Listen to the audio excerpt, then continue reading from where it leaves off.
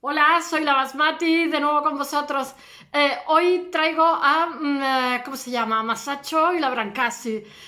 Intento traer cada día un artista con su obra más excepcional. Esta es como la Capilla Sixtina del primer Renacimiento. De hecho, Miguel Ángel la copia cuando está aprendiendo, es excepcional. Y hay un con las cosas que le pasaban a Miguel Ángel.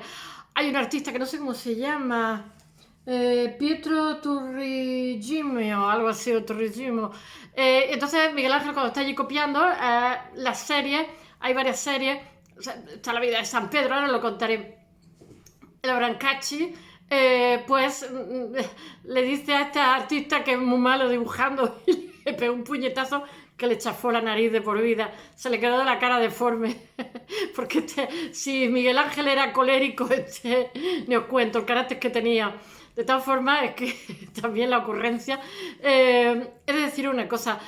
Masacho significa, ahora os diré cómo se llama, no se llama masacho. Masacho en italiano es como desordenado, desastrosillo. Y realmente es la clave del renacimiento. O sea, es el primer renacimiento, es el que él es el eslabón entre Giotto, que os he hablado. Sin Giotto no hubiera habido Masaccio, y él es también el eslabón con Piero de la Francesca. Y bueno, simplemente que este señor es excepcional. Renueva totalmente la pintura y anuncia el renacimiento. O sea, ya están los volúmenes, singulariza, mete aire en todas las pinturas que hace, está haciendo frescos, individualiza, no sé, es un pintor que además de eso trabaja 6 años. A los 27 muere, se supone que envenenado por una amante despechada, no lo sabremos nunca. Pero estaba lleno de vigor, de vida, además era un genio.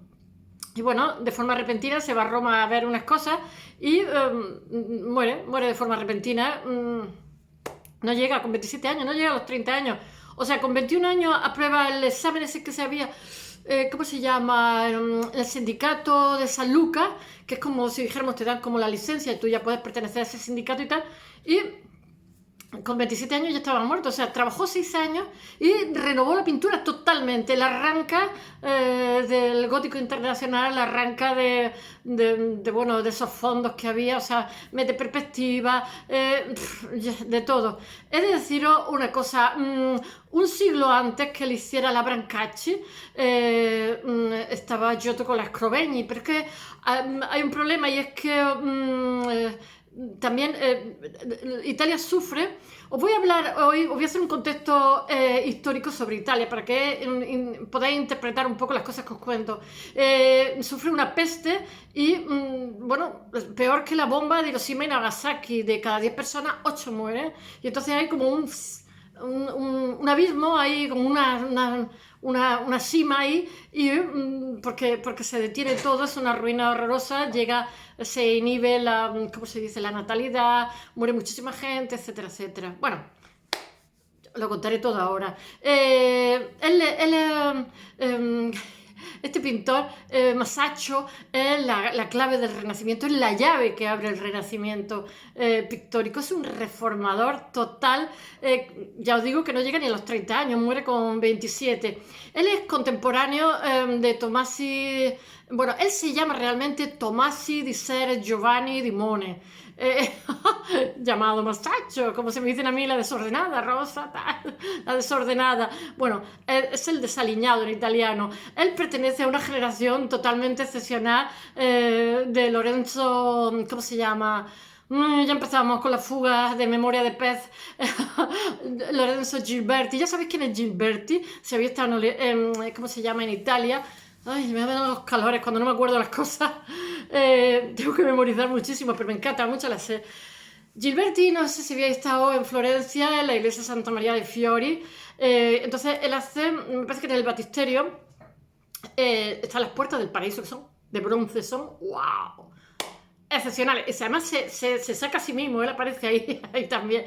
Es, bueno, simplemente excepcional. Él se crió con un padrastro que no era su padre nunca se sabrá, claro, ahí no se podía hacer el ADN, que parece que se llamaba Bartolo, que era un señor que tenía una fundición, etcétera, y desde pequeñito bueno, pilla el oficio y vaya que pilla el oficio. Las puertas del paraíso están ahí, que son una maravilla. Después está Filippo Brunelleschi, que ya sabéis que hace, ¿cómo se llama? La cúpula de la Santa María Novella, y bueno, su cúpula es, yo la subí con una niña en brazos, una niña de 4 años que estaba dormida, y cuando llegué arriba me temblaba todo, porque dije, es que quiero bajar porque estoy muy cansado. No se puede bajar, hay que seguir subiendo y subiendo, y subí hasta el campanario con una niña que pesaba 20 kilos, 20 y tantos, durmiendo a mi espalda, y yo digo, madre mía, ay, no se me olvidará nunca, me temblaba todo, se me movía todo cuando llegué arriba. La niña ni se enteró. Allí, mis viajes turísticos, que iba con los niños en brazos, porque le gustaba más ir a bracito que ir en el carrito. Y allí yo pensaba que había que subir 3 escalones, nos subíamos un ascensor y hasta luego, Lucas. Pues no. Bueno, pues esta cúpula realmente... Después he estado más veces sin niña y si me la sé de memoria prácticamente, porque hice un máster de restauración y vamos a Italia mucho. Y cuando no hice el máster de restauración, que estaba en arte, también íbamos a Italia mucho. Cogíamos fines de semana largos entre jueves y domingo, y nos íbamos a algún hotelillo con pensión completa y con un vuelo barato, de aterriza como pueda. Pero lo pasábamos muy bien, porque lo que menos hacíamos era estar en el hotel. Pasábamos la vida en la calle y comiendo pizza rusticana, que es lo que comen los pobres, que es un trozo de pizza recalentada, pero está buenísimo porque allí todo sabe a gloria.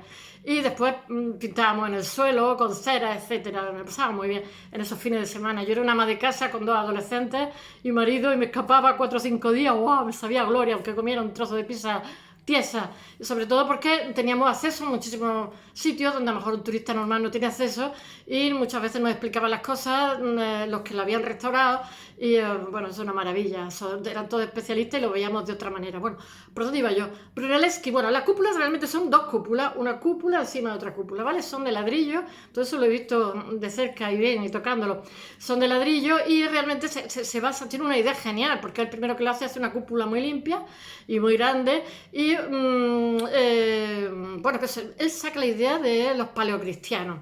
Lo estoy dando así a bote pronto para que tengáis... Bueno, él es también contemporáneo. Bueno, estos viven mucho más que él, pobrecillo, se muere a los 27 años. Él es contemporáneo también de Donatello. Donatello, yo no sé si sabéis el Gatamelata, que es una figura ecuestre, tal, que es muy famosa. Donatello, pues es un escultor maravilloso de aquella época que también renueva a tope. Todo esto, nuestro, ¿cómo se llama? De la persona que os voy a hablar hoy, que es Masaccio, realmente ya está aplicando la perspectiva. Una perspectiva que él aplica intuitivamente, pero que ya está ahí, que es una sensibilidad al momento. Después está también otro contemporáneo suyo, que es Leon Battista Alberti, que habréis oído hablar muchísimo de él, y bueno, que todos ellos fallecen bastante después, porque morirse con 27 años y haber pasado la historia y renovar la pintura, cuando os voy a decir una cosa, las bellas artes se supone, por el trivium y quadrivium medieval, que eran que nosotros trabajamos con la cabeza y los artesanos trabajan con las manos. Me parece una chorrada, porque pienso que el artista es el que transforma y no todo, no es fácil, ¿no? Entonces las bellas artes tienen mucho de oficio, ¿no? Y entonces, conforme pasan años, tienen más oficio, y normalmente en la obra, incluso, yo qué sé, de artistas con 90 años, pues no es que sean mejores que las que hicieron a los 20, pero suelen ser muy fértiles porque tienen ya mucho oficio, tienen ya mucha idea, etcétera. Y este hombre se murió con 27 y hizo montonazo de nuevas fórmulas, o sea, muriéndose juvenil, totalmente revolucionó lo que es la pintura, y nos introduce ya os digo que fue imprescindible Giotto antes, nos introduce ya en el Renacimiento totalmente de cabeza. Él es el hacedor de todas, y él crea una base teórica y práctica en todas las, ¿cómo se dice?, en todas las artes del Renacimiento. Y realmente Masaccio formula la renovación pictórica, se crean todas, y es el eslabón que une, como he dicho antes, a Giotto con Piero della Francesca, que seguramente volveré a hablar. Ya he hablado de todo, pero seguramente le daré otra vuelta, porque ahora estoy accediendo a ellos de manera histórica también, para que veáis Hoy voy a hablar de la excepcionalidad de Italia. Italia es totalmente al margen del resto, no tiene nada que ver la evolución que hay en Europa, no llega al Estado, en fin, montones de cosas, pero sin embargo es muy rica y en esta época tiene un desarrollo económico totalmente excepcional que el resto de Europa no es. Italia desde un principio es un elemento imprescindible, o estoy hablando de la conformación de Europa también, de la República Cristiana, porque si en Roma realmente no hubiera habido cristiandad, el que realmente le da los territorios, me parece que es o el abuelo o el padre de Carlos Martel, que siempre me sale Carlos Gardel, o Pipino el Breve, ya está mi gato aquí. Pero bueno, Carlos Magno realmente ratifica esto y por lo visto le amplía también los territorios al Papa. Bueno, ahí reside el Papa, ya sabéis, los estados pontificios lo que hace es, digamos, esto tenía que pasar alguna vez. Mi gato ya está aquí. Mirad. Por favor, ¿sería usted tan amable, oiga? Bueno, allí reside el Papa. Aquí tenemos al amigo. Y bueno, que ya sabéis que Carlomagno, hay una alianza entre el poder temporal y el intemporal, realmente como dije ayer, frente a una iglesia bizantina y frente a un islam, la iglesia latina, los católicos no eran nada, eran mucho más insignificantes, pero con la buena gestión que se hace años sucesivos, esa alianza entre el poder temporal y el intemporal ha sido legalizada en el siglo IV, los cristianos por Constantino, y bueno, que realmente hasta a partir del siglo X realmente es cuando, digamos, empieza a fortalecerse la iglesia que conocemos. Que Carlomagno en el 800 es coronado. Carlomagno realmente tenía un hermano que se llamaba Carlomar y que cuando heredan el reino están a punto de una guerra civil. Lo que pasa es que el hermano se muere joven y se evita la guerra civil y él se queda con todo. Carlomagno, yo no sé si habéis leído su vida, pero la verdad es que me asombra. Este señor hablaba, en primer lugar, hablaba varios idiomas, pero su idioma era el flamish, que se llama flamenco, que era una especie de franco antiguo, que es realmente como el neerlandés. Ya sabéis, lo que se habla. Su padre había nacido en Lieja y él en Aquisgrán. Entonces, claro, es que realmente él hace la monarquía franco-germana, que realmente pues era el Luxemburgo, el Benelux, Bélgica, Holanda, etc. Entonces yo a Carlomagno lo hacía franchute, que hablaba francés, pues no, Carlomagno hablaba flamish, que dicen los flamencos, hablaba flamenco, que es una especie de alemán, neerlandés, o sea, que es el franco antiguo, el francés antiguo hablaban esa jerga, el franco antiguo del norte, y en fin, ya sabéis que es el primero que hace como él lucha con los eslavos, pues lo hace cristiano, no sé cuánto, lo hace cristiano, es el primer imperio europeo como tal, y después muchísimos los guelfos y los gibelinos están luchando, o sea, los Hofstausen están luchando por ese y después los, ¿cómo se llama? Posteriormente, bueno, los borgoñeses también luchan por ese imperio franco-germano, esa especie de Europa unida, y los Burgos también, de alguna forma, ¿no? Entre Francia, Alemania y, bueno, el norte de Italia, nuestra marca hispánica, que eran ¿cómo se llama? Los catalanes, o sea, era una especie de Europa y es la primera vez que tal, bueno, vamos a seguir que si no voy a contar, bueno, a mí Carlomagno, no sé si habéis leído su vida, pero es que yo alucinaba, tuvo 20 hijos, 5 esposas oficiales, 5 concubinas oficiales, pero más concubinas y más de todo. Entonces a la hija no la dejó casarse porque él pensaba, como tenía unos territorios muy extensos y tenía que ir nutriendo la guarnición y tal, que si la hija se casaba con algún príncipe europeo y tal, le podían hacer alguna fechoría en su imperio. Yo digo, ¿es posible? Y no casó a la hija, no la casó con nadie. Entonces la hija les dio permiso que si se enrollaban con quien fuera, que no, que sus hijos no iban a ser, yo qué sé, y las políticas pues se echaron novios, tuvieron hijos, y después el hermano, cuando llegó, no sé si era Luis, cuando llegó al poder, que el poder después se descompone después de la muerte de Carlomagno, que se murió con 72 años de una pleuresía. Y después de estar, yo qué sé, 47 años en el poder, pues cogió a las hermanas y las metió a todas en conventos, ¿vale? Se acabó la juerga. ¿Que tenéis hijos? Bueno, pues me da igual, todo el mundo en convertes, porque normalmente solían hacerlo los turcos también, muchísima gente, porque como tenían sangre real, así bloqueaban, porque si alguien hacía un levantamiento y era con sangre real, tenía una legitimidad. Entonces, ¿qué es lo que hacía? pues por ejemplo en Estambul y tal, si tenía 100 hermanos, pues los mataba a todos porque así no había nadie con sangre real que te hiciera la competencia. Y esto lo que hacía era que cogía y los metía en convento. Cuando nosotros los españoles fuimos a América, también hacíamos eso, descabezábamos, por ejemplo en Perú, a las princesas, ¿no? Y eso lo cuenta el Inca Garcilaso, os recomiendo que leáis su obra, que él es hijo de un caballero español y una princesa inca, ¿no? Y entonces él mantiene la literatura oral de los incas, pero a la vez la mestiza con la literatura del Siglo de Oro. Y yo creo que de alguna forma es mal conocido en España, porque la gente dice, bueno, el Siglo de Oro, pero ¿quién ha leído el Siglo de Oro? A mí el Siglo de Oro no me vuelve loca, pero en el caso del Inca Garcilaso me parece alucinante su obra. Entonces, lo que cuenta es eso, que él lo que hacía es para que no se pudieran sublevar las poblaciones, cogían y a los príncipes, a los reyes, los mataban. Y después a la princesa al convento, previo, si no se enrollaban con ella, y luego al convento. Y entonces su madre era una princesa y como ellos no tenían escritura, pero sí tenían tradición oral. Ya sabéis que los cuentos y la literatura primero han sido tradición oral. Madre mía, que os tengo que contar Italia y estoy contando Perú. Y bueno, siempre me ha llamado la atención eso, que para evitar la sangre real, para lo que hicieron los españoles, los cristianos con los musulmanes, es que les quemaron, tenían una biblioteca fabulosa, se las quemaron para que así no tuvieran dónde volver. O sea, y se fueron, casi todos se fueron de mercenarios, casi todos no, pero eran bien pagados al Imperio Shanghái de la zona de Oistamali, que eran las caravanas de sal del desierto. Se hizo un imperio, entonces ellos se fueron, como conocían la pólvora, estaban bastante cualificados y tal, y se fueron de mercenarios allí para cuidar las caravanas, etcétera, etcétera, y se promocionaron dentro de la corte. Y hay muchísimos apellidos españoles. Claro que como han pasado tantas generaciones de 500 años, pues ya son muy negrillos, ¿no? Pero hay muchos nombres españoles en Mali que son descendientes de estos granadinos que eran absolutamente españoles, porque 800 años de Islam, pues no sé cómo explicaros. Y bueno, y voy a ver si sigo con mi pintor, porque si no os voy a contar la historia de España por otro lado.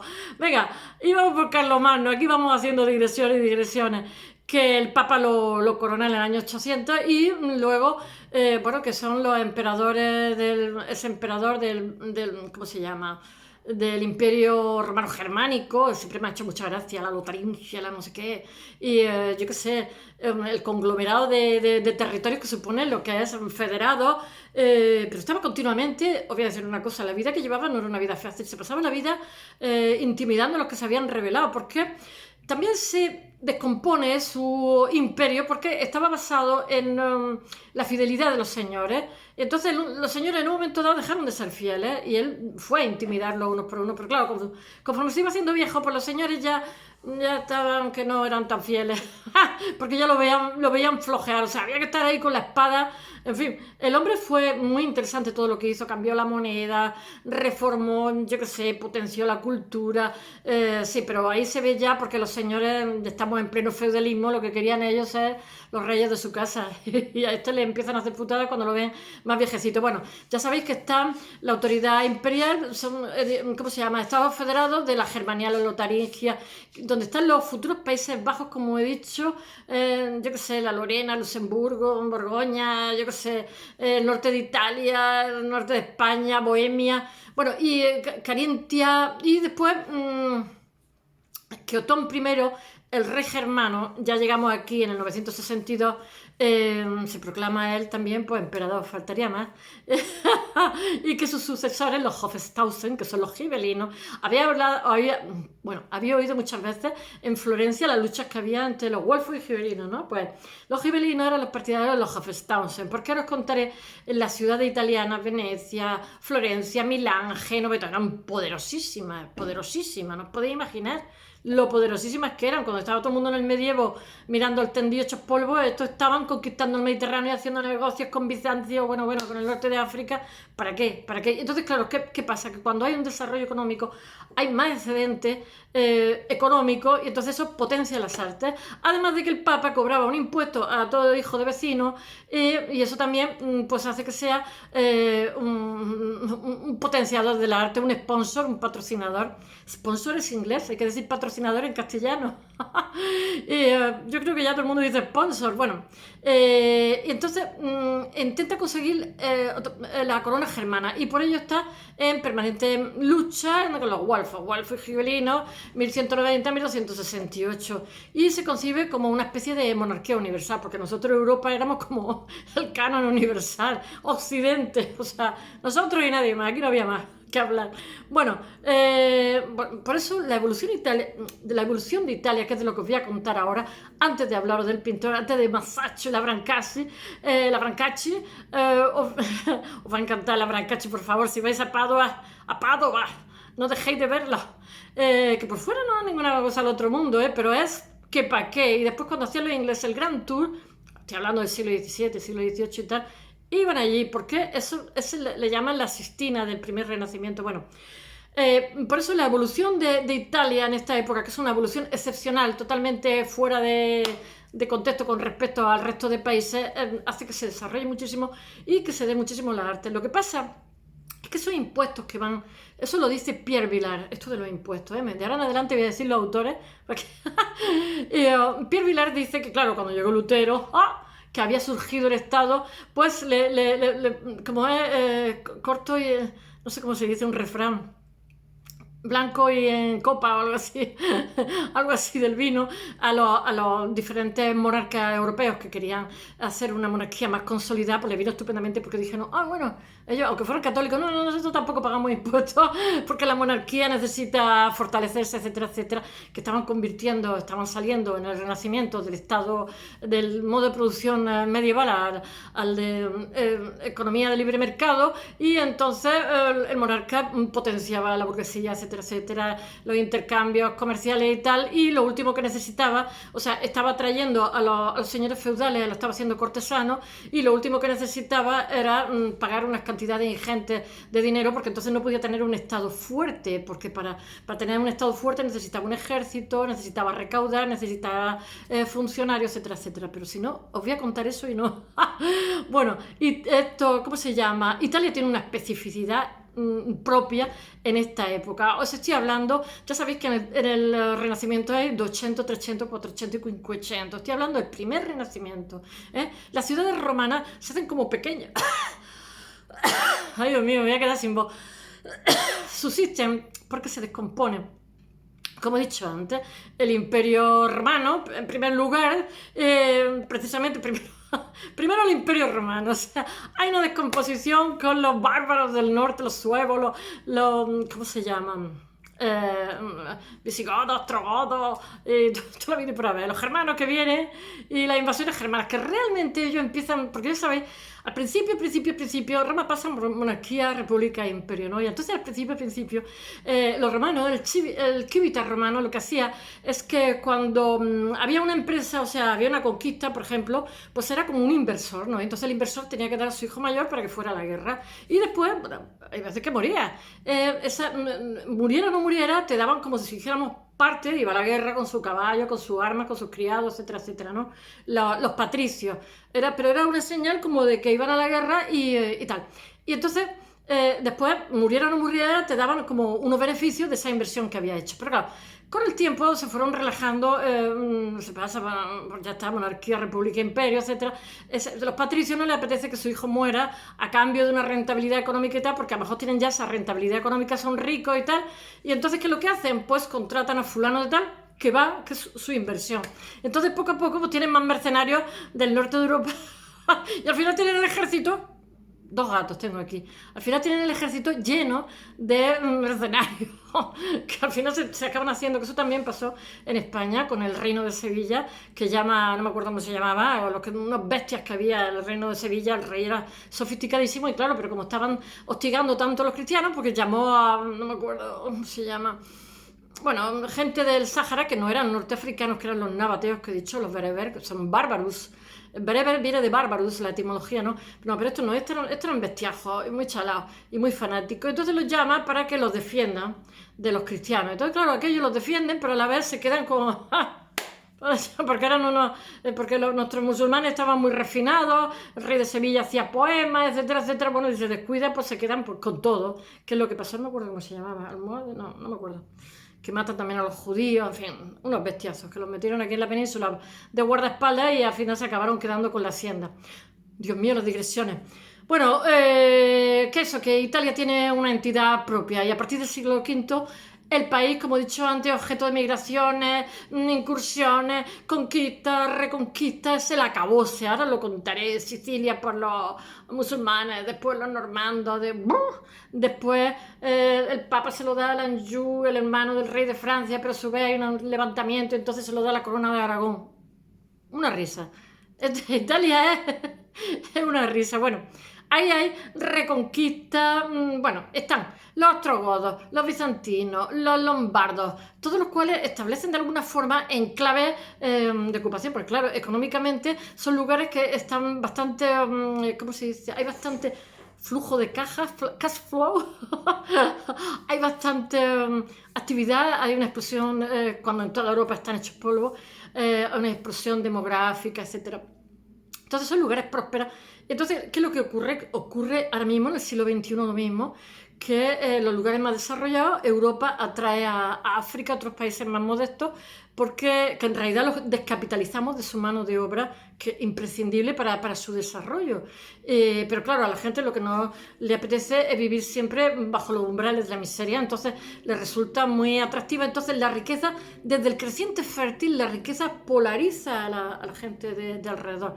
Bueno, los lombardos dominan la Lombardía, ¿cómo se llama? Spoleto y el Benevento.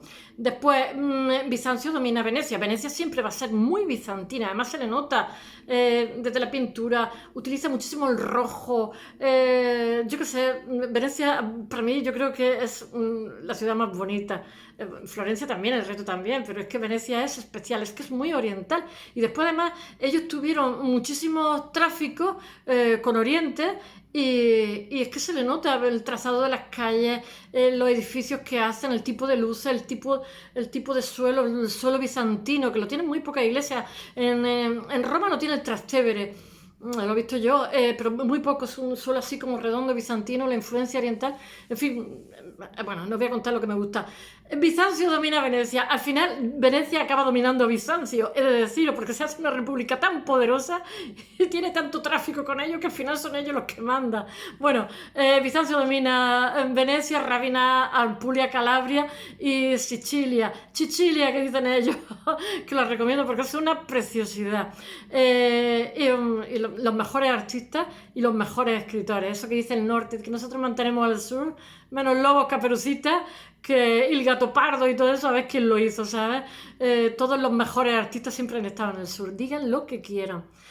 Ya sabéis que el norte y el sur están muy fraccionados en Italia. Ellos piensan, los del norte, que a partir de Roma, sono porchi questi romani, pues como que no. Pero sí, resulta que la Italia de artistas pasa como en España, los artistas están en el sur, no en el norte. Bueno, pero es que el norte es para trabajar y el sur para vivir. Las cosas son así, no se puede tener todo. Tener el dinero, pero no tiene el prestigio del arte. El arte necesita una inversión grande de tiempo y después salen o no salen las cosas. Bueno.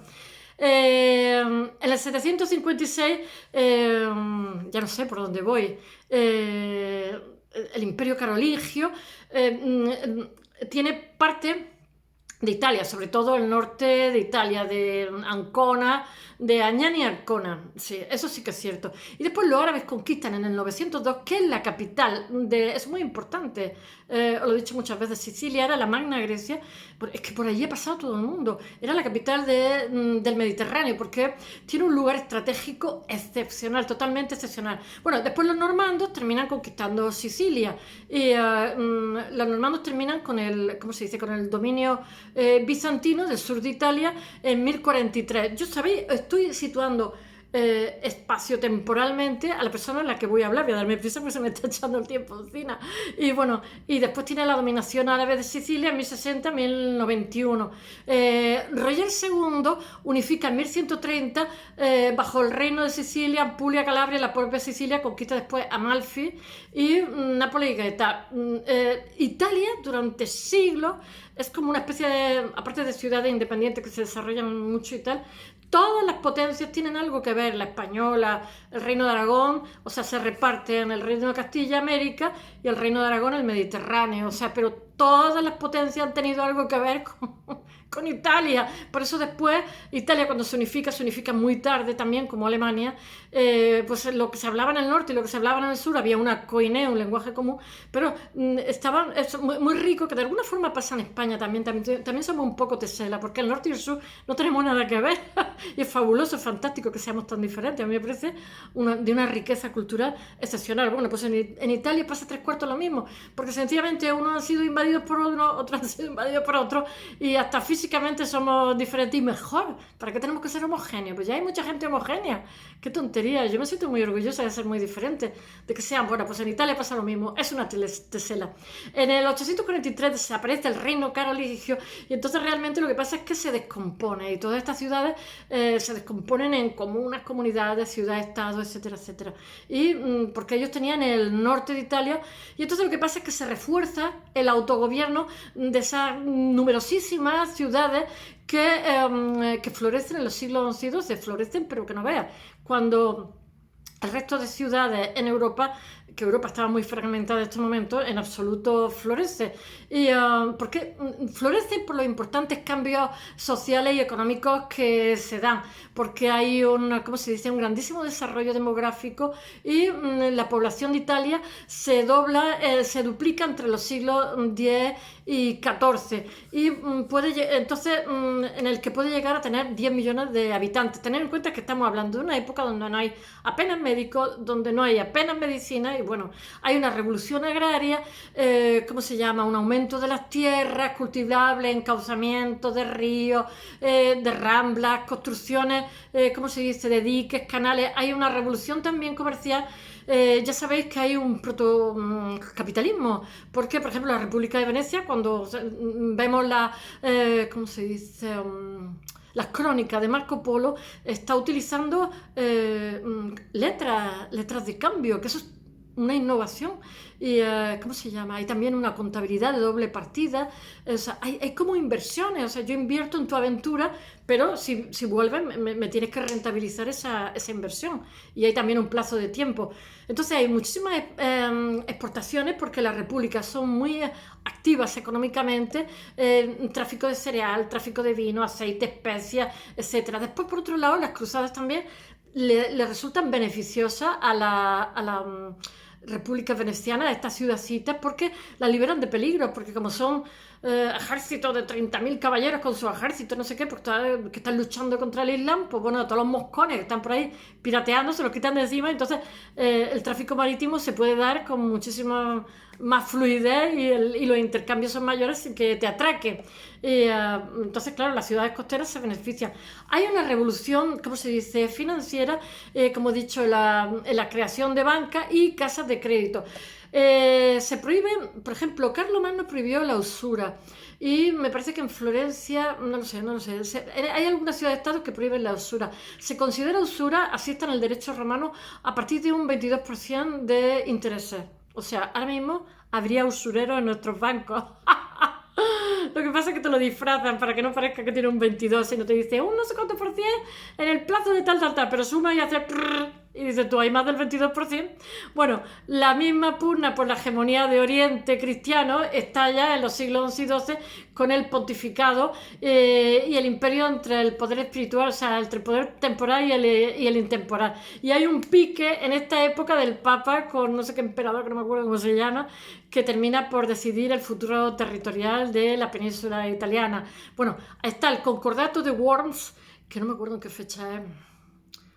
Ay, es que no me acuerdo. Es que, hijo mío, hay que aprenderse muchas cosas. Bueno, en 1122. Y por lo que he dicho antes, por la querella de la investidura, que es entre 1075 y 1122, que el Papa no quiere que los eclesiásticos, la jerarquía eclesiástica, acepten poder laico. Quiere que haya una separación entre poder temporal e intemporal para determinadas cosas, porque eso implica una grandísima corrupción en la jerarquía eclesiástica, claro. Llevaba razón el Papa. Entonces, claro, hay choque con el poder temporal. Y, o sea, los clérigos tienen prohibido cualquier tipo de carguito, el que fuera grande, pequeño, mediano. Y se les sancionaba. Y se le quitaba cualquier... Porque está luchando, ya digo, por una separación de poder temporal con el intemporal. Porque resquebraja y eso a la vez resquebraja el imperio romano-germánico, porque ya sabéis que está la obsesión del imperio romano-germánico esta época, y debilita el poder imperial del norte de Italia. Bueno, la derrota de Federico I Barbarroja en 1176 en Legnano y después ante la Liga Lombarda y después la alianza de comunas encabezada por Milán, apoyada por el Papa en el curso de una de sus campañas, porque el Papa tenía su ejército propio, no os creáis, ¿eh? Y la, ¿cómo se dice? La deposición de condena en 1245 por Inocencio IV, que no me salía el nombre, y el concilio de Lyon de su sucesor Federico II, que por la herencia había unido Sicilia al imperio, pone fin a los Hohenstaufen, que ya sabéis son los gibelinos, que ya lo he dicho. Lo que pasa es que nosotros lo hemos estudiado en la historia como la lucha de Wolfo y gibelinos. Realmente lo que están luchando es por ese imperio, ¿cómo se llama? Cristiano-germánico, franco-germánico, no sé cómo se llama. Entre 1100, es el Conrado, y no me acuerdo cómo se llama, Rico y Conrado, 1190 y 1168, para restablecer la autoridad imperial sobre Italia, que lo que querían era eso, y por eso hegemonía sobre el Papa. Los últimos Hohenstaufen, que son Manfredo y Conrado, Manfredo, que no me salía el nombre, son alemanes, Hohenstaufen, son derrotados en Benvenuto en 1200 no sé qué, 1226, y Tagliacomo en 1268, bueno, por los ejércitos de Carlos d'Anjou. Carlos d'Anjou era el hermano del rey de Francia, entonces lo que hace el Papa es pagarle con Sicilia, pero los sicilianos no les gusta nada a los franceses y se rebelan contra ellos. Entonces después no sé qué follón hay que pasa a España a la corona de Aragón. No sé por qué, no me digáis por qué. Pero bueno, el Papa le pagaba el favor de quitarse a los Hohenstaufen con Sicilia. Aquí estábamos...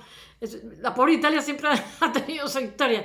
Y bueno, entonces lo que pasa es que hay una rebelión en 1282 que se llama Víspera Siciliana o algo así, que realmente se rebelan los sicilianos contra el poder francés y no sé por qué pasa a la corona de Aragón.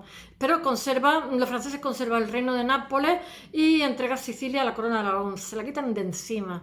Los españoles estuvimos allí en la gloria, se construyeron palacios, de todo. Yo pienso que tenemos un carácter.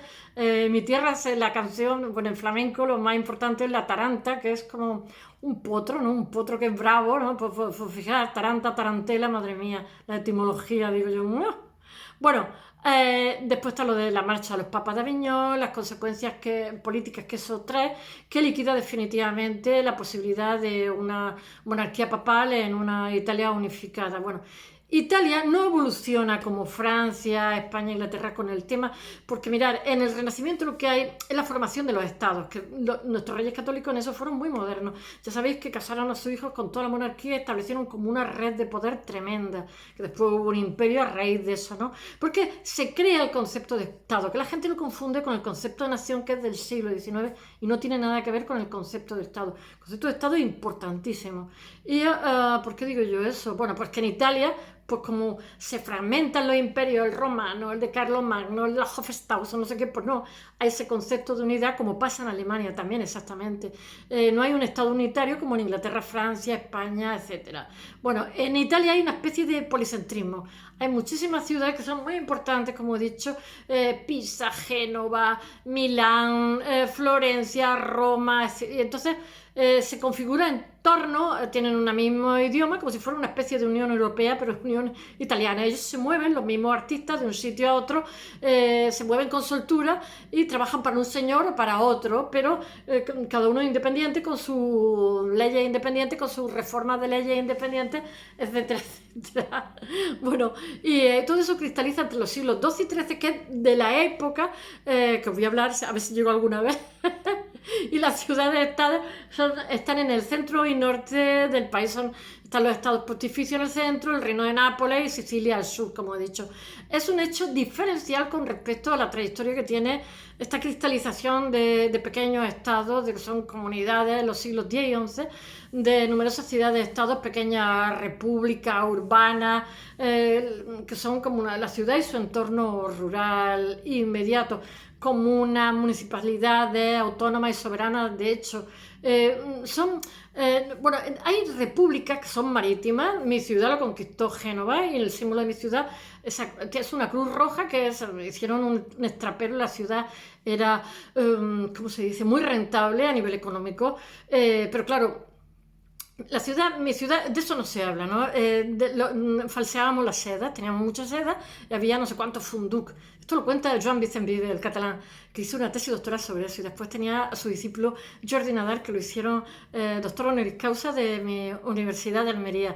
Él habla, yo me sorprendí porque había un manual de historia económica de España que era un ladrillo, que lo estudiaban todos. Y yo me lo compré porque me gusta mucho la historia, como hobby simplemente, y me quedé sorprendida porque aprendí, todo era mi ciudad, entonces aprendí muchísimo. Resulta que mi ciudad tenía muchísimas sedas, su apogeo entre el siglo IX y el XI del Islam, había comunidades judías, etcétera, pero realmente la base de la economía, además de la seda falsa de la India, porque no, que eran para los ajuares se exportaban, o sea, compraban como material de la India, lo copiaban y decían que era de la India, lo vendían, salen el Chartres de Toro y tal. Entonces llegó a tener mucho poder económico, pero la base de la economía de mi ciudad era la venta de esclavas que compraban, no me acuerdo, en Europa, esclavas rubias con los ojos claros. Después aquí el rabino, a los chicos, bueno, y ya sabéis, los castraban jovencitos, y entonces mandaban lotes, que había muchísimo tráfico con el Cairo, el Gran Cairo, que entonces tenía muchísimo poder en el Mediterráneo. Bueno, entonces nosotros exportábamos muchísimas sedas y muchísimas esclavas a los harenes, o sea, eran como lotes de mujeres muy guapas, muy rubias, con los ojos muy claros. A mi madre siempre le gastábamos broma, le decíamos que seguro que era alguna que se había escapado del futuro lote para el Gran Cairo, porque era muy rubia, muy alta, muy vikinga. Y bueno, y entonces, pero ahora cuando se hace el milenio de la ciudad, que realmente la ciudad la funda ¿cómo se dice? Un esclavo turco, que era un castrati también, no se habla nada, que es una infraestructura estupenda, una noria, etcétera.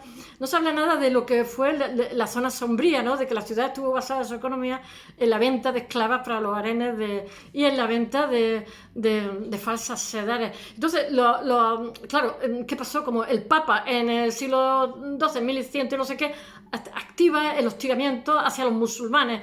Y entonces tienen como vía libre para las barbaridades, ¿no? Que eso es el problemita que ha tenido siempre la Iglesia al aliarse con el poder temporal y que le ha hecho sobrevivir, ¿no? Y entonces pues vienen los señores rapiñeros, vinieron y primero pararon en las Baleares y luego vinieron aquí, se unieron a señores castellanos y tal, tenían como vía libre para robar y rapiñar, y entonces pues hicieron un genocidio, había montones de telares de seda, había no sé cuántos funduc y tal, porque nosotros teníamos un grandísimo tráfico con el Mediterráneo, pero claro, se pagaba un canon al Papa y nosotros no pagábamos canon a nadie, entonces hasta ahí podíamos llegar. Vino también el conde de Barcelona, entonces se repartieron las ciudades, se repartieron, y a los que no mataron pues los convirtieron en esclavos, y ya nunca levantamos cabeza. Es una pena muy grande porque florecieron escuelas místicas, etc. Bueno, voy a seguir. Hay repúblicas marítimas en Italia como son las de Amalfi, Pisa, Génova y Venecia, seguramente habréis estado en Italia y las conocéis. Comunas urbanas como son las de Milán, Brescia, Florencia, Bérgamo, Siena, Lucca, como Padua, Mantova, Módena, Bolonia, Ferrara, Parma y Alessandria. Cremona, Rimini, Verona, Arezzo y Largo, etcétera, porque no puedo decir todas porque si no cuento Italia. Bueno, tiene ahora mismo Italia, entre el siglo XI y XII, tiene más de 23 ciudades de 200.000 habitantes, y en 1300 tiene Milán, Venecia, Florencia, etcétera, que tiene más de 100.000 habitantes. Estamos hablando en el siglo XI, o sea, en el año 1000. Y 100.000 habitantes. Después Génova, Verona y tal tiene 50.000, y después Siena tiene 40.000 habitantes. Bueno, entonces eso da hay un grandísimo desarrollo de la política básica del centro y norte de Italia. Es en una Europa feudal donde no había nada, había total oscuridad y rural. Italia, sin embargo, la Italia comunal y ciudadana tiene una civilización totalmente diferenciada, hay un desarrollo ingente, muy diferente al resto de Europa, definida por la vitalidad de la vida urbana y el dinamismo de la sociedad y el desarrollo del comercio y las actividades financieras de carácter laico y secularizado en la vida pública, y la institucionalización de ciertos sistemas de libertades como la base del gobierno dirigidas por administraciones seculares y tal. O sea, una maravilla. De hecho, os voy a hablar de un plan que hay en Luxemburgo, de renovación de Luxemburgo, de la ciudad de Luxemburgo, y está basado en estas ciudades para hacer una renovación, porque Luxemburgo ya sabéis que es un paraíso fiscal, y entonces tuvo un crecimiento. De hecho, tiene más presupuesto su duque de Luxemburgo que nuestra monarquía. Es un lugar riquísimo, claro. Y entonces una de las reformas que propugnaba este arquitecto, que nunca se hizo, fue hacerlo como las ciudades italianas, donde tú podías trabajar en el mismo sitio, donde unas casas están como encima de otras, pero no tienen más de 1 o 2 pisos. Y eso es muy interesante. Se llama el Plan Luxemburgo, algo así, no sé cómo se llama. Tengo que hablar de él. Bueno, había una serie de cargos en todas estas ciudades, ya sabéis, el Dogo, el Dux. Cada uno tenía un nombre, está la podestá, yo qué sé, los cancilleres, cada uno tenía su... Tengo que leerlo, Golfanloniero.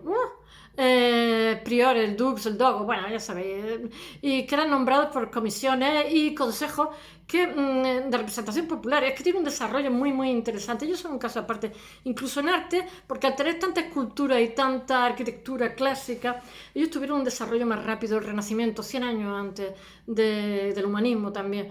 Las ciudades medievales italianas son microcosmos de mercaderes, comerciantes, jueces, letrados, banqueros, notarios, artesanos, yo qué sé, sastres, molineros, herreros y herreras y oficios similares, que son en efecto centros.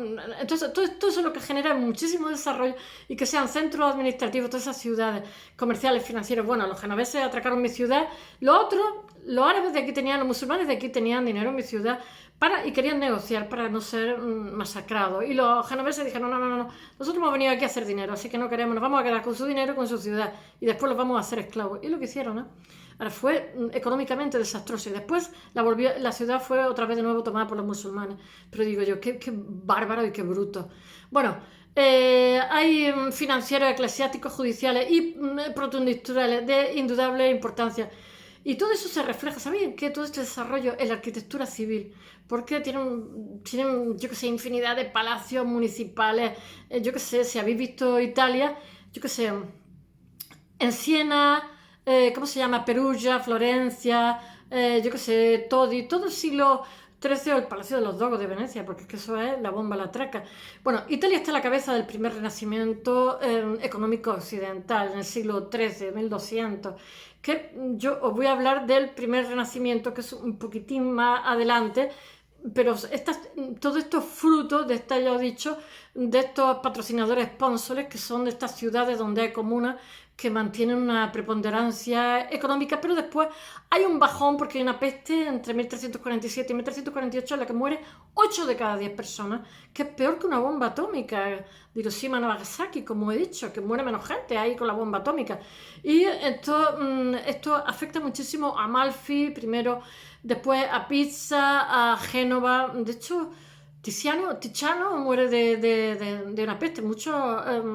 Después la peste afecta a Génova y Venecia después. Los siglos XII y XIII monopolizan una vez más liquidado, ¿cómo se llama? Poder musulmán. Tengo que mirar la fecha, que todo no me lo sé, porque por las cruzadas y por la acción militar de las propias flotas pisanas genovesas, que eran poderosísimas.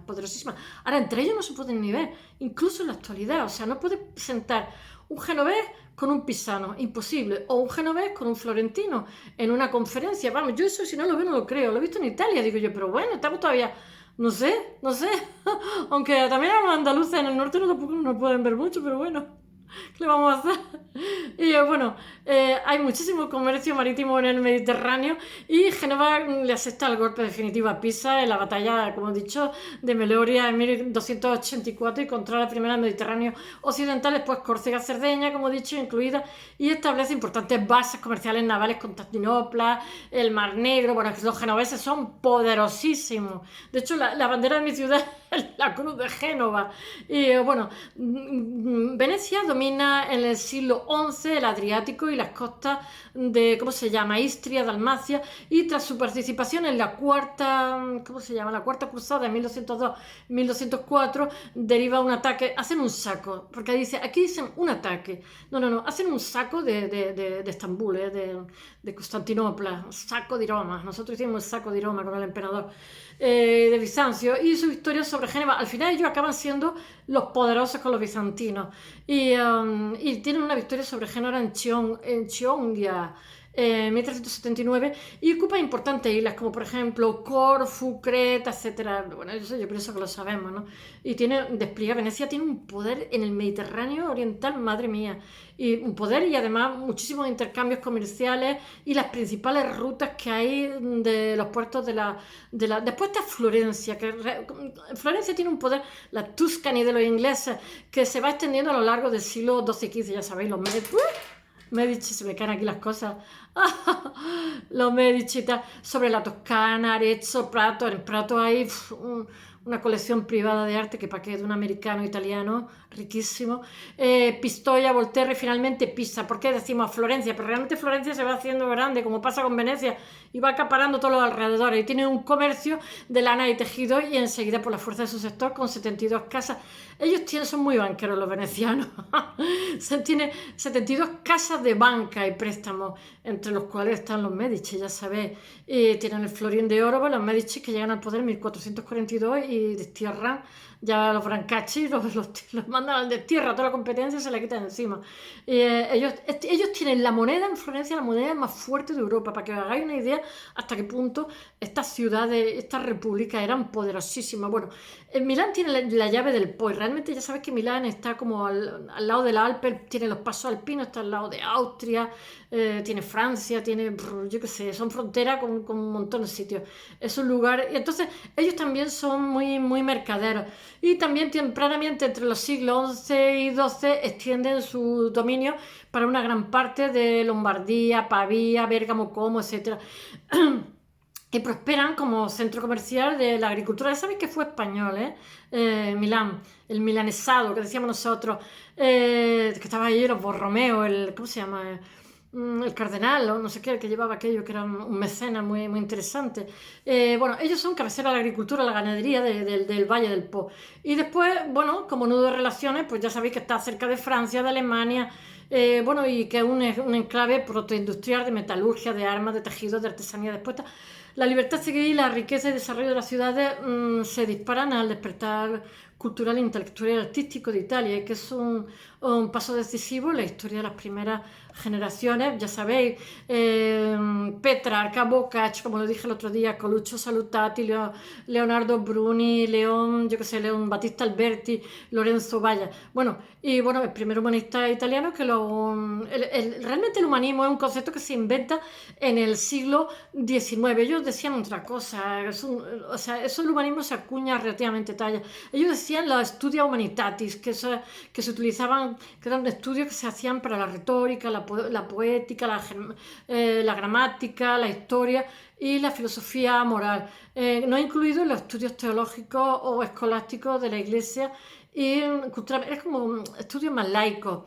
Esto es el ideal de la recuperación del mundo clásico, de la antigüedad clásica, un hecho de, yo que sé, una espiritualidad nueva que iba a alentar otra serie de cosas, que iba a alentar también un modo de producción distinto, de donde va a ser una economía de mercado mucho más poderosa, con una burguesía que está ya empujando, una nueva clase social que está empujando, y que los gobernantes de alguna forma están alentando también para hacer, ya os he dicho, en el Renacimiento un Estado fuerte, porque hay una fe en el hombre, en la razón, hay un antropocentrismo, yo qué sé, el razonamiento, el amor, el prestigio, ya los artistas no van en grupo como iban los canteros en el medievo haciendo las catedrales, sino que son ellos, tienen un despacho, a lo mejor tienen 50 pintores, pero firman con su nombre, cosa que sigue, aunque no lo digan.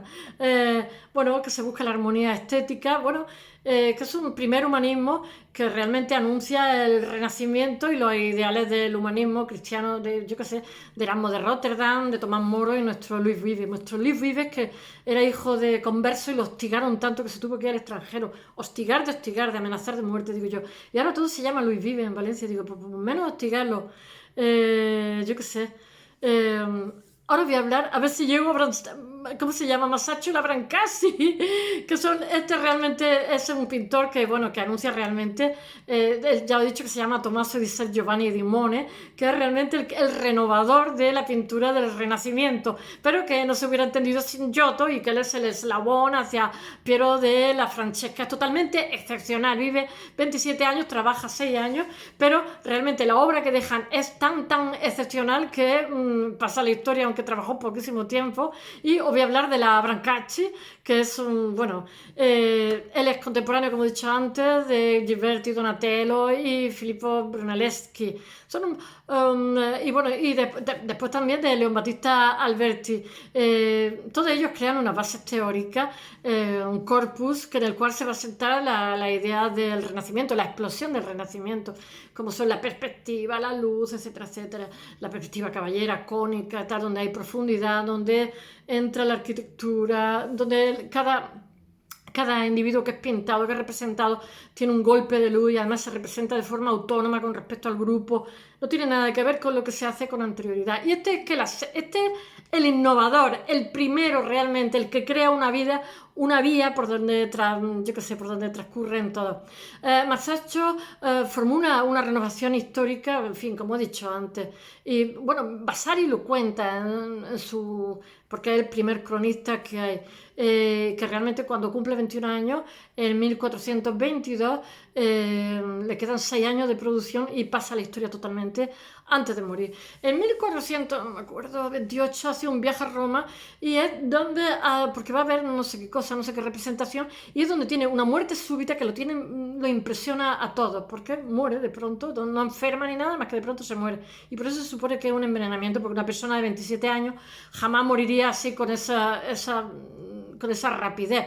Deja desconcertado a todo el mundo, y de hecho la Brancacci, que es la capilla de la que os voy a hablar ahora, a ver si llego, la tiene que terminar Filippino Lippi, que era el hijo de Filippo Lippi, que es un pintor excepcional que se pinta también a sí mismo y tiene que terminarla. Ahora lo cuento. Su primera obra, el tríptico de Juvenal, que lo hace con 21 o 22 años. Él es muy, como todos los genios, desde muy pronto está trabajando. Incluso cuando él aprueba con 21 años es demasiado pronto porque tienen exámenes muy duros para llegar a ser artista. Y bueno, aquí todavía en esta obra se le ve anclado todavía a determinadas convenciones bizantinas de herencia, pero aunque tiene cierta rudeza en lo que está haciendo, ya se ve como que quiere generar una progresión que en muy poco tiempo la va a hacer, una progresión ascendente. Y él quiere rescatar los modelos clásicos. Ellos tienen en la recuperación hacia el Renacimiento muchísima influencia de la arquitectura clásica, ¿cómo no? Es que tienen muchísima arquitectura clásica. Entonces tienen muchísimo aliento naturalista y que son realmente los pilares que junto a la perspectiva son los que maduran el estilo de Masaccio. Bueno, entonces se percibe una progresión, quiere salir de esas convenciones. En su siguiente encargo, que es el retablo de Pisa, que es en 1426, en la iglesia del Carmine de Pisa, que todavía subsisten como desajustes en la perspectiva. Pensar que todo esto se va a teorizar después, pero él ya lo está aplicando directamente. También lo hizo Giotto, lo aplicó intuitivamente. Entonces Giotto le da muchísimo énfasis a la mirada, a la actitud. Pinta los pies, mirad, los pies de las cosas más complicadas. Yo en mi casa, cuando se dormía la siesta, tomaba apunte de los pies. Los griegos dicen que es lo más complicado que hay, porque todo lo que sean manos, pero los pies más todavía, están muy articulados. Entonces, conseguir naturalidad en los pies, y él es el primero que pinta pies, el primero que pinta una figura de espalda, es totalmente innovador en su composición, y también crea atmósfera, que dentro hay aire, y tiene una manera de componer muy, muy particular, tiene muchos ritmos, etcétera. A ver si llego. Todo esto se conjuga con... él libera los detalles, él libera la rigidez, el hieratismo y los resabios sentimentales del gótico internacional. Él le da muchísima naturalidad a los personajes. Y después, esta progresión, en tan poco tiempo que le hace pasar a la historia, se acelera con la Trinidad en 1426-1428 de Santa Maria Novella de Florencia, donde su concepción de la perspectiva se une un depurado sentido escenográfico de la arquitectura, logrando una síntesis entre Brunelleschi y Donatelli, como he dicho antes. Va retro rastro de pintura florentina, ya sea en el decorado curvilíneo, en los fondos dorados o en la pesadez de la carga simbólica tradicional, porque es que crea como una iconografía totalmente distinta, donde los prototipos son otros. Yo qué sé, es como si inaugurara otro género. Masaccio reivindica un estilo naturalista y para los fondos de los paisajes, arquitectura, etcétera, perspectiva y tal. Entonces lo que hace es, como he dicho, utiliza los semitonos de los colores para que haya profundidad, para que no sean planos, que en el bizantino eran muy planos. Dota las figuras de peso y volumen con la luz, le da un impacto de luz muy... yo cuando retrato a alguien siempre doy claridad, oscuridad para que sea volumétrico, porque si no son planas. Por ejemplo, si te da una luz cenital, segundo desde de la luz, los resultados son otros. Eso lo saben perfectamente la gente que ilumina y lo saben también en el cine. Si te ponen la luz de abajo arriba es terror, ¿no? Si te ponen una luz de arriba abajo es un interrogatorio. O sea, según donde te dé el golpe de luz, yo a ver si mejora aquí la luz también. Le da una monumentalización, yo que sé, como solemne. Tiene como una especie de luz ambiental que lo inunda todo. Construye racionalmente el espacio mediante, ¿cómo se dice? Porque ellos ya han conseguido en esta época, los renacentistas, las leyes ópticas que los musulmanes han hecho muchísimos avances en la óptica y además lo dicen, entonces ellos se apoderan de ellos y de ahí la perspectiva, etcétera, etcétera. Un sistema muy avanzado de perspectiva. Pero nada se puede comparar con la Brancacci, que es de lo que os voy a hablar ahora, con la iglesia del Carmine, la capilla Brancacci, de la iglesia del Carmine, dedicada a la Madonna del Popolo. Es maravilloso, por favor, si podéis ir por fuera, tampoco parece una cosa al otro mundo, pero por dentro es excepcional. Y después no os podéis imaginar las cosas que le pasan, se incendia. Después, como este señor lo expulsan los Medici, a los carmelitas que hay allí le hacen quitar el juicio final. Entonces, aquellos, para no entrar en colisión, rompen el juicio final y le meten en una capilla. Bueno, esa iglesia se restauró en 1990, a Dios gracias, y le quitaron, porque está entre las velas, el incendio que tuvo, estaba todo como gris. Entonces se le quitaron esa suciedad. Y después también a lo largo de los siglos, pues a Adán y Eva le habían tapado el pecho, le habían tapado sus partes, le habían puesto hojas, y claro, y de pronto cuando lo limpian, de pronto los fondos son azuletes, intensos. Adán y Eva están llenos de colores que no tienen nada que ver en absoluto. Lo patrocinó la Olivetti. Bueno, esta Madonna del Popolo está patrocinada por la familia Brancacci. Esta familia Brancacci son, ¿cómo se dice?, comerciantes de seda que se promocionan muchísimo, lo pagan en 1386, son los patrocinadores. Y este señor, me parece que es rico, es embajador en el Cairo. Este señor se dedica a temas de exportación marítima. Esto es lo que nos quitaron a nosotros los de Almería. Y entonces utiliza la imagen de San Pedro como protagonista, de alguna manera, y además de alguna forma es que San Pedro también es el que funda la iglesia sobre la tierra, es el símbolo del mar, porque el padre tiene también una jefatura de no sé qué del mar, y ellos trafican mucho con tráfico marítimo. Entonces lo que utiliza es la figura de San Pedro, pero no utiliza la Biblia, sino, es que lo tenía por ahí escrito, la leyenda dorada de Jacopo de la Voragine, que se usa mucho en esta época en la pintura, y que es cuando va la escena que están en la Brancacci, es cuando van a Cristo a cobrarle el impuesto. Entonces San Pedro lo que hace es que coge un pez, le saca una moneda y le paga al recaudador de impuestos. Entonces, es una escena preciosísima, donde hay gente de espaldas, donde van todos descalzos, donde todas las ropas tienen un colorido y un esplendor, y son casi escenas alegres, donde hay una cierta severidad, porque hay que solucionar. Ya sabéis que la gente era analfabeta y tenía que ver toda esa serie, aprendía la Biblia y tal, mediante lo que pintaba, se le encargaba una serie de cosas, y es una preciosidad. Y esto utiliza San Pedro para homenajear, pero también hay una crítica social, porque se está haciendo un nuevo sistema impositivo ahora mismo en la zona. Entonces está reivindicando que a la iglesia no se le haga pagar impuestos. En esta época los señores que tienen patrimonio tienen que hacer una declaración de bienes. Bueno, hay toda una crítica, ¿no?, por el inspector de Hacienda ahí, que le exige money. Bueno, este señor, los Brancacci, llegan a unas cotas altísimas de poder, que cuando llegan los Medici cogen y los expulsan fuera de Florencia. Es tremendo. Es tremendo porque la iglesia tiene que quedar en manos de otros, etcétera, etcétera. Este señor es cónsul en el mar en 1422, embajador de Egipto. O sea, ya digo que es una familia, pero ya sabéis que es donde reina patrono, reina marinero, donde manda patrono, manda marinero. O sea, cuando llegaron unos, que son los banqueros, los Medici, expulsaron a otros que eran poderosos para que no fueran competencia. Y estos son uno de ellos, los que le encargan. Bueno, es una estirpe que después cae en desgracia y son desterrados en 1436 por los Medici, como he dicho. Pero la obra se encarga en 1424 y bueno, que su maestro Masolino era maestro de Masaccio, le llevaba como 18 o 20 años. Entonces Masolino le pide ayuda porque tiene muchísimos encargos. Masaccio es muy jovencito y sabe que es un buen artista. Unos han dicho que no era maestro, otros que sí son maestros, no lo sabemos, la verdad. Sí que eran muy amigos y tenía total confianza en Masaccio y le dice, por favor, ayúdame. Entonces sabe perfectamente las cosas que han sido pintadas por Masolino, que fueron pocas, porque Masolino resulta que lo hacen pintor de corte en Hungría. Entonces le dice a Masaccio, oye, mira que yo me voy a Hungría, tú te haces cargo de esto. Y el otro dice, sí, sí, sí.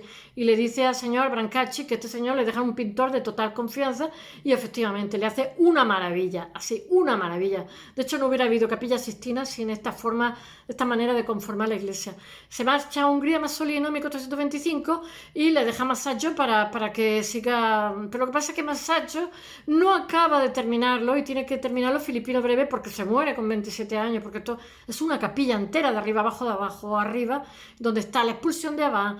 Es preciosísima, van desnudas, le pintaron hojas y de todo. Después cuando han hecho la restauración en 1990 le quitaron todo, fue muy costosa la restauración. La expulsión de Abán era el paraíso terrenal, el triunfo, el bautismo de los, ¿cómo se llama?, los neófitos. San Pedro que sana con la sombra y la distribución de los bienes de Ananías. Esto es lo que hace Masaccio, porque hay otras cosas que le hace Masolino, como he dicho, pero las hace pocas, pero muy bien, también muy bonita. Lo que pasa es que Masolino es más gótico internacional, es muy refinado también, pero este es más cañero, es más fuerte haciendo cosas. Y después la termina Filippino Lippi, que es jovencito, que es un magnífico también pintor del cual he hablado en 1457, y bueno, y tiene estos temas, estos frescos giran en torno a la figura de San Pedro, que es una tradición. Y lo que tiene de novedoso el Renacimiento es que a San Pedro lo ponen allí, en aquella época, o sea, y al Brancacci lo pintan también. Y Filippino Lippi se pinta a sí mismo también, o sea, lo contextualizan en un paisaje totalmente de la época, con casas de la época, con paisajes de la época, etcétera. A mí me parece maravilloso que contextualicen de esa manera, me parece hasta muy interesante porque tienen esa osadía de romper las reglas hasta entonces, que se regían hasta entonces. Y bueno, que Felice Brancacci, el comitente, el señor que paga, el patrocinador, y que su efigie está representada en unas figuras que acompañan al Cristo en el tributo. Porque la imagen que voy a poner para esto, si alguna vez termino, ese es el tributo, donde está Cristo con un brazo así extendido, que es como el eje de la... de la imagen, porque eran ciclos, se llaman ciclos y son frescos que se hacen, tienen arriccio, intonaco, intonaquino, que se hacen con cal, arena del río, y entonces le van aumentando, disminuyéndole la cal es como el que cohesiona, ¿no? Le van disminuyendo conforme llega a la parte de fuera, que casi ya es polvo de marmolina. Y realmente los romanos tenían seis capas, pero después los renacentistas hacen 3 capas, la Capilla Sistina es así. Y hay que pintar muy rápido y tienes que terminar las figuras, ya lo he contado otras veces, las tienes que terminar rápidas, porque si no, si te dejan media mano, al día siguiente hay unas condiciones de humedad, de frío, de calor distintas, que entonces ya absorbe los pigmentos de manera diferente. Entonces, el pintor, cuando hace la pintura mural, tiene que estar trabajando al lado del albañil. Y entonces lo que hacían es que se llevaban, como si dijéramos, el patrón en un papel y le echaban óxido de hierro y sobre eso, como si dijéramos, el encaje, porque lo tenían que hacer rápido, tenían 7 o 8 horas para hacer eso y tenía que secarse hasta el día siguiente, que muchas veces tenían que volver a picar porque no habían cogido bien los pigmentos. Y después ese pigmento, si lo coge bien, es como un pastel, tú le picas y entonces esa figura está dentro, o sea, digamos, la ha absorbido, no es como el fresco seco que hay en el románico, que lo toca y se descascarilla, no, esto se hace como profundo. Bueno, la técnica de la cal que la trajeron los orientales, o sea, los chinos, o sea, Oriente, por Asia Menor, entró en Europa. Bueno, Ya os he dicho que hay una interpretación de crítica hacia la reforma fiscal que está habiendo en estos momentos y que está haciendo Masaccio, y también de crítica para que la Iglesia, que es espiritual, no se vea sometida a pagar impuestos de la República Florentina. Bueno, que no sé qué más deciros ya porque ya llevo mucho tiempo. Está en la izquierda de la pared y bueno, que se le reclama a Cristo, ya sabéis, el pago de unos impuestos, están en unos evangelios apócrifos que se utilizan mucho en esta época para las representaciones, más que la Biblia, y es muy interesante. Bueno, en la izquierda se ve como San Pedro está extendiendo la demanda a Cristo, extrae del agua un pez, le quita una moneda, pero es usted que ahora mismo le pagamos, a ver, pez. Yo lo que no sabía que San Pedro, que lo crucificaron, el que lo crucifica, no sé cómo se llama, le dice que tiene un hijo que acaba de morir, que si le resucita el hijo con un milagro, que no lo crucifique. Y dice el otro, oye, deja, crucifícame. Sí, es que no conozco tampoco en profundidad, no tengo conocimientos teológicos tan profundos. Bueno, bueno, a la derecha está el discípulo dándoselo al recaudador la moneda, y impresiona cómo se resuelve la escena, compuesta mediante un sistema de perspectiva en relación visual con el espectador. Lo hicieron de tal manera que se te coloca en el centro de la capilla, puedes divisarlo todo, con un sistema de perspectiva muy, muy interesante. Bueno, y en la escena parece como una continuación del espacio real de la capilla. Lo que pasa es que la capilla, yo os digo, se ha incendiado, la han picado aparte, porque los Medici, claro, no querían publicidad de los Brancacci. Entonces tuvieron que romper los carmelitas parte porque si no lo mismo le tiraban la capilla, ¿eh? Todo esta perspectiva que os he dicho deriva del concepto que tiene Brunelleschi, que ya sabéis que es el que teoriza. El grupo central está en la figura de Cristo con el brazo derecho, como he dicho antes, que realmente activa y dinamiza la acción del rebato. Y en el primer plano se organiza como si fuera un relieve escultórico. Ya sabéis que le ha dado muchísimo volumen, tiene ya... Él está en una época donde la escultura tiene muchísima importancia. Él es contemporáneo de unos escultores totalmente excepcionales, que he comido chocolate y me está sentando. Bueno, bueno, que en esa composición hay una unidad de acción, pero cada figura está individualizada, y como he dicho, es el primero que utiliza un individuo que está de espalda y que además de eso pinta los pies, que nadie se había atrevido porque eran muy difíciles. Doy fe porque me gusta mucho dibujar y tengo que esperar que se duerman para poder dibujar en los pies. Bueno, siguiendo a Lorenzo Gilberti. Bueno, los planos de profundidad son de una superposición de naturaleza arquitectónica e historia integrados mediante la perspectiva, como he dicho antes. Masaccio emplea también la luz y el color, como he dicho, para darle volumen a la acción.